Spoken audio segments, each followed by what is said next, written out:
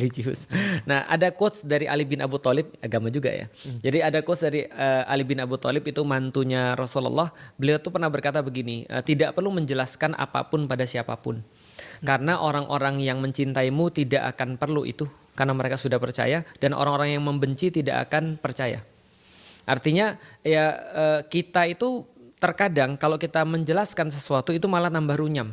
Maka di dalam Islam lagi nanti ada aturan kapan kita harus menjelaskan kepada orang tentang sesuatu, kapan kita tidak menjelaskan pada orang tentang sesuatu. Itu quotes pertama. Quotes kedua, ada perkataan yang bagus lagi dari namanya Imam Asy-Sya'bi. Dia berkata begini, perkataan terbaik bagi orang-orang yang menuduh itu adalah, kalau kamu benar semoga Allah mengampuni saya, kalau kamu salah semoga Allah mengampuni kamu.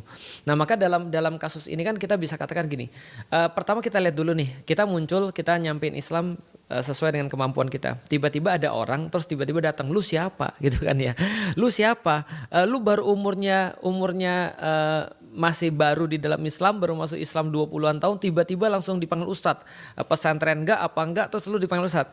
Kalau kita mau julid kan kita bilang gini, lah terus lu kemana aja? Kan gitu kan ya. Artinya kalau lu kemana aja, lu katanya lu udah lama, lu sampein dong kalau misalnya lu bisa kan gitu kan. Itu kan kalau kita mau julid, tapi kan tidak boleh gitu kan. Karena kalau kita ngomong gitu, dia pasti kan lebih marah lagi.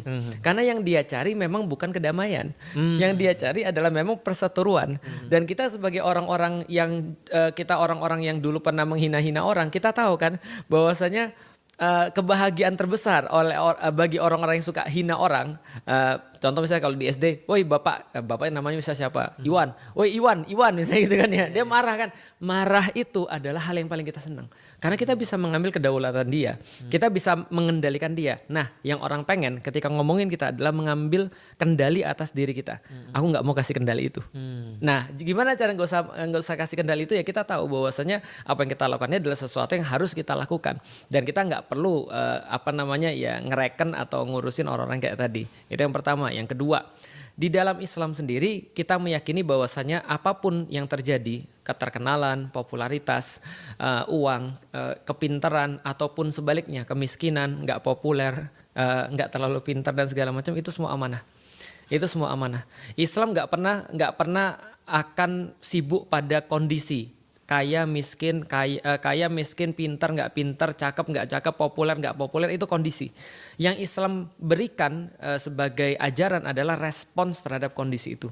Nah, jadi daripada kita meributkan atau memikirkan tentang kondisi, lebih baik kita mikirin respons dengan kondisi kita seperti tadi. Nah, kalau saya populer ya berarti saya harus lebih banyak untuk memperkenalkan Allah. Saya harus lebih banyak untuk mawas diri. Ketika ada orang ngomong baik, saya ambil. Kalau nggak baik ya sudah, kita buat ini aja, hiburan aja.